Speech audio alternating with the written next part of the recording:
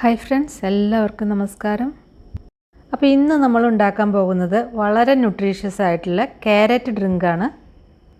ഈ ഒരു carrot drink പൊതുവേ ഇഷ്ടമില്ലാത്ത ആൾക്കാർ പോലും അത് കുടിക്കും കേട്ടോ, അത്രയും ടേസ്റ്റാണിത്. അപ്പോൾ പൊതുവേ കുട്ടികൾക്കൊക്കെ ക്യാരറ്റ് കഴിക്കാനൊക്കെ മടിയാണല്ലോ, അവർക്ക് ഇതേപോലെ ഉണ്ടാക്കി കൊടുത്തപ്പോൾ അവർ വീണ്ടും ചോദിച്ച് കഴിക്കും, അത്രയും അവർക്ക് ഇഷ്ടപ്പെടും അത്. പിന്നെ പൊതുവേ അനീമിക്കായ ആളുകൾക്ക്, അതായത് കുട്ടികൾക്കും മുതിർന്നവർക്കൊക്കെ വളരെ നല്ലൊരു ഡ്രിങ്കാണത്. പിന്നെ അതുപോലെ തന്നെ ഉന്മേഷക്കുറവ്, വല്ലാതെ അങ്ങനെ വിളർച്ച, ക്ഷീണം, അതിനൊക്കെ നല്ലതാണ്.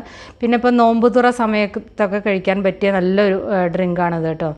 നമുക്ക് വെറുതെ ഒരു ഡ്രിങ്ക് വെറുതെ കുടിച്ചാൽ മാത്രം പോലും അതിന് നല്ല ടേസ്റ്റും കൂടി ഉണ്ടെങ്കിലല്ലേ നമുക്കത് ഉണ്ടാക്കാനും കുടിക്കാനും ഒക്കെ തോന്നുള്ളൂ. അപ്പോൾ ഇതുപോലെ നിങ്ങൾ എന്തായാലും ഉണ്ടാക്കി നോക്കുക. വീഡിയോ ഇഷ്ടമായാലും ഒന്ന് ഷെയർ ചെയ്യണേ. അതുപോലെ തന്നെ നമ്മുടെ ചാനൽ സബ്സ്ക്രൈബ് ചെയ്യാനും ഫോളോ ചെയ്യാനൊന്നും മറക്കണ്ട കേട്ടോ.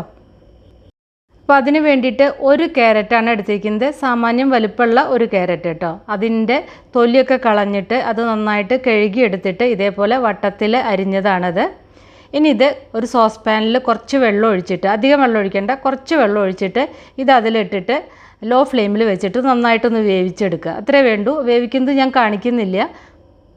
വേവിക്കുമ്പോൾ കുറച്ച് വെള്ളം ഒഴിച്ചിട്ട് വേവിച്ചാൽ മതി, കുറേ വെള്ളമൊന്നും ഒഴിക്കണ്ട.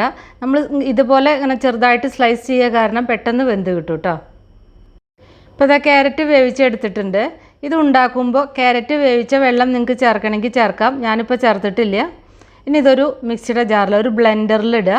അപ്പോൾ ഇതാ ബ്ലെൻഡറിലേക്ക് ഇട്ടിട്ടുണ്ട്. ഇനി ഇതിലേക്ക് 3 ഡേറ്റ്സ് കുരുക്കെ കളഞ്ഞിട്ട് ചെറുതായിട്ട് അരിഞ്ഞതാണ് ചേർക്കുന്നത്.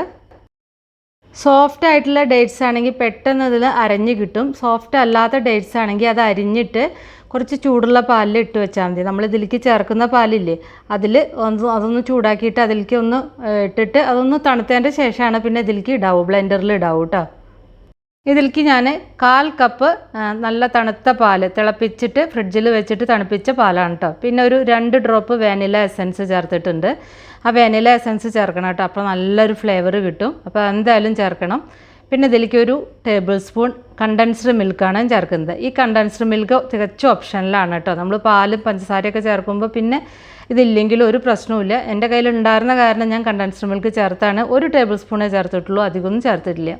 പിന്നെ ഇതിലേക്ക് ഞാൻ 1 ടേബിൾ സ്പൂൺ പഞ്ചസാരയാണ് ചേർക്കുന്നത്. അപ്പോൾ എൻ്റെ കയ്യിലുണ്ടായിരുന്നത് ഞാൻ അൺറിഫൈൻഡ് ഷുഗർ ആവുക കാരണം ഞാൻ അതാണ് ചേർത്തിരിക്കുന്നത്. ബ്രൗൺ ഷുഗർ ഉള്ള കാരണം അതാണ് കേട്ടോ ചേർത്തത്. അപ്പോൾ നിങ്ങൾ സാധാരണ ഏത് ഷുഗർ ഉപയോഗിക്കുന്നത് വെച്ചാൽ അത് ചേർത്താൽ മതി. ഞാനിപ്പോൾ 1 ടേബിൾ സ്പൂണാണ് ചേർത്തിട്ടുള്ളൂ, കാരണം നമ്മൾ ഡേറ്റ്സ് ചേർത്ത കാരണം പിന്നെ അതിൻ്റെ ഒരു ആവശ്യം ഇല്ല, അധികം മധുരം ചേർക്കേണ്ട ആവശ്യമില്ല. അപ്പം വേണമെങ്കിൽ മാത്രം നിങ്ങൾ മധുരം ചേർത്താൽ മതി കേട്ടോ. കുട്ടികൾക്കൊക്കെ ആണെങ്കിൽ കുറച്ച് മധുരം ചേർക്കേണ്ടി വരും.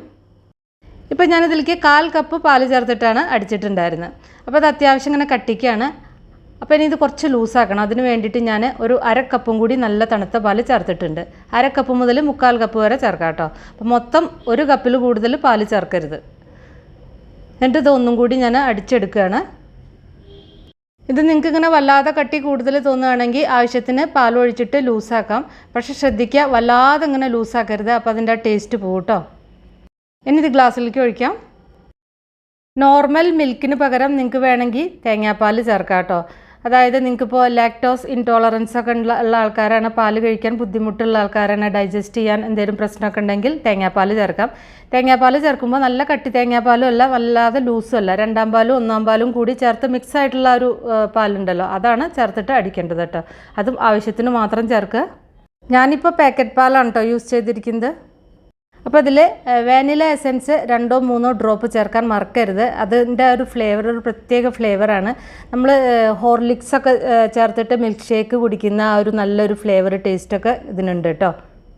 അപ്പോൾ ഇത് നല്ല ടേസ്റ്റുള്ള ക്യാരറ്റ് മിൽക്ക് ഷേക്ക് അല്ലെങ്കിൽ ക്യാരറ്റ് സ്മൂത്തി ആയിട്ട് ഉപയോഗിക്കാതെ റെഡി ആയിരിക്കുന്നു. അപ്പോൾ നിങ്ങളെല്ലാവരും ഉണ്ടാക്കി നോക്കുക. വീഡിയോ ഇഷ്ടമായാൽ ഒന്ന് ഷെയർ ചെയ്യുക. അപ്പം നമുക്ക് വേറെ ഈസി റെസിപ്പി വീണ്ടും കാണാം. താങ്ക്